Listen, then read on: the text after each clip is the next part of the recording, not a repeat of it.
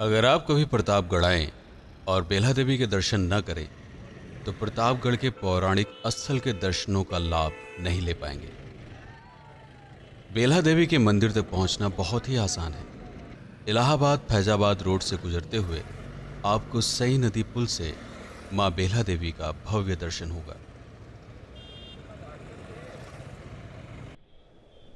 चाहे आप फैजाबाद से आ रहे हों या इलाहाबाद से, सदर चौराहे से मात्र 200 मीटर दूर सई नदी के घाट पर मां बेला देवी विराजमान है। अवध रियासत के राजा प्रताप बहादुर सिंह ने 1811 से लेकर 1815 के बीच में बेला देवी के मुख्य मंदिर का निर्माण करवाया था, जिसमें दुर्गा जी के एक अन्य रूप बेला भवानी की मुख्य प्रतिमा स्थापित है। अवध स्टेट की सुरक्षा के लिए मां बेला देवी के इस मंदिर का निर्माण किया गया था। प्रतापगढ़ के राजा ने मां बेला देवी की पूजा अर्चना करने के लिए पुजारी को नियुक्त किया। जब राजतंत्र का लोकतंत्र में विलय हो गया तब मंदिर में नियुक्त पुजारी मंदिर के स्वतंत्र संचालक हो गए और आसपास की जमीन मंदिर के अधीन हो गई। तब से यह संस्था श्रद्धालुओं के लिए निरंतर मंदिर को और अधिक सुविधाजनक एवं परिष्कृत करने का प्रयास कर रही है। बेला देवी के पीछे कुछ पौराणिक कथाएं प्रचलित हैं। ऐसा कहा जाता है कि जब राजा दशरथ ने अपने परम प्रिय पुत्र राम को 14 वर्ष का वनवास भोगने के लिए कहा, तब अयोध्या से चित्रकूट जाते समय सई नदी को पार करने के पश्चात उन्होंने कुछ समय नदी के किनारे उगे जंगलों में व्यतीत किया था। इस निवास काल के दौरान श्री राम प्रतिदिन प्रातःकाल सई नदी में स्नान करने के पश्चात नदी के तट पर पड़े विचित्र पत्थरों को उठाकर लाते एवं ऊंचाई पर एकत्रित कर देते। इन पत्थरों के माध्यम से वह इस बात की गणना करते कि कितने दिनों तक उन्होंने अपना समय यहां पर व्यतीत किया। जब भगवान श्री राम यहां से चले गए तो कुछ समय पश्चात उनके द्वारा इकट्ठे किए गए पत्थरों के ढेर से बेला के सुंदर पुष्प उत्पन्न हुए, जिसकी सुगंध से वहां के आसपास का वातावरण प्रफुल्लित हो उठा। धीरे धीरे स्थानीय लोगों द्वारा यह जगह पूजनीय हो गई। बेला के पुष्पों के कारण बाद में इस जगह को बेला देवी का स्थान कहा जाने लगा।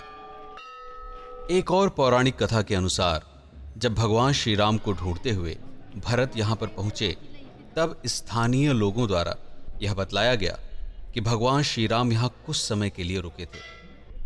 अतः भरत ने भी बेला देवी के नाम से स्थापित उन पत्थरों की पूजा अर्चना करते हुए उतना ही समय यहां पर गुजारा जितना वनवास के लिए जाते समय भगवान श्री राम ने गुजारा था।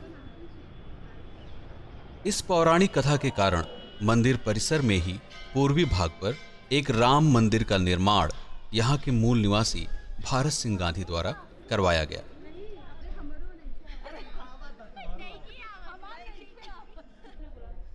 एक अन्य कथा के अनुसार भगवान शंकर का सम्मोहन तोड़ने के लिए जब विष्णु जी ने अपने चक्र से माता सती के शरीर के 52 टुकड़े कर दिए थे, तो उनमें से कमर अर्थात बेला का हिस्सा यहां पर गिरा, जिसकी वजह से इस जगह का नाम बेला पड़ा।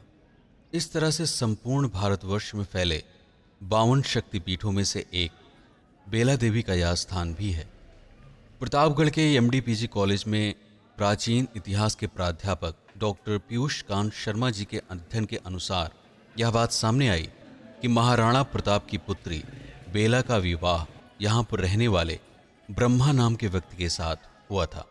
गौना से पहले ही ब्रह्मा की मृत्यु के दुखद समाचार के कारण बेला ने सई नदी के किनारे समाधि ले ली और तभी से इस जगह का नाम बेला के नाम से प्रसिद्ध हो गया। मंदिर के पश्चिमी छोर पर हनुमान जी का मंदिर है। उसके ठीक बगल में ही पूजा, धार्मिक अनुष्ठान व वैवाहिक कार्यक्रम इत्यादि के संचालन के लिए एक छोटी सी शरण स्थली का भी निर्माण किया गया है, जहां से सई नदी का अनुपम दृश्य दिखाई देता है।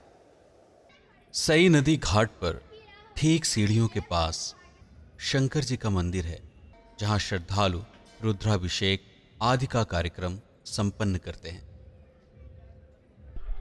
मंदिर के पिछले भाग में मुख्य तिथियों पर मेले का आयोजन किया जाता है। स्त्रियों के श्रृंगार, बच्चों के खिलौने आदि विभिन्न तरह की सामग्रियां आपको घाट के पास लगे दुकानों में आसानी से प्राप्त हो सकती हैं। शुक्रवार और सोमवार को यहां मेला लगता है, जिसमें जनपद ही नहीं बल्कि आसपास के कई जिलों के लोग पहुंचकर मां का दर्शन पूजन करते हैं। हजारों श्रद्धालु दर्शन को आते हैं, रोट चढ़ाते हैं, बच्चों का मुंडन कराते हैं और निशान भी चढ़ाते हैं। बेला मंदिर बाद में यहाँ की चंद भाषा अवधि में बेल्हा कहा जाने लगा और यही इस शहर का नाम पड़ गया। आशा है आपको बेल्हा देवी की यह पौराणिक कथा पसंद आई होगी। कृपया इस वीडियो को लाइक करें, अपने फेसबुक या व्हाट्सएप ग्रुप में शेयर करें और अगर आपने इस चैनल को सब्सक्राइब नहीं किया तो अभी कर लें, ताकि हम और आप इसी तरह से आपस में जुड़कर एक दूसरे के साथ विचारों का आदान प्रदान करते रहें। जय मां बेल्हा।